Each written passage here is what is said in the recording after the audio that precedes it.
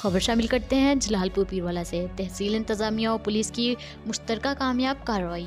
Jalalpur Pirwala Multan road पर non custom गैर कानूनी सिगरेट बनाने वाली फैक्ट्री पर छापा।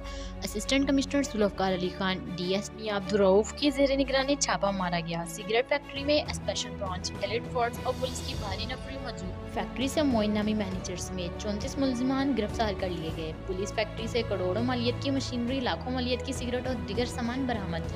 पुलिस ने फैक्ट्री से सामान और गिरफ्तार मुलजिमान को अपनी तहवील में ले लिया। फैक्ट्री से सिगरेट से भरी 2 लोडर गाड़ियां, एक डबल केबन वाला और कल्स्टर्न गाड़ी भी पुलिस ने तहवील में ले ली।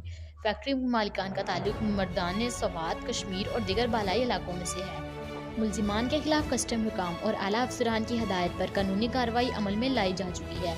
Assistant commissioner Zulfiqar Ali Khan.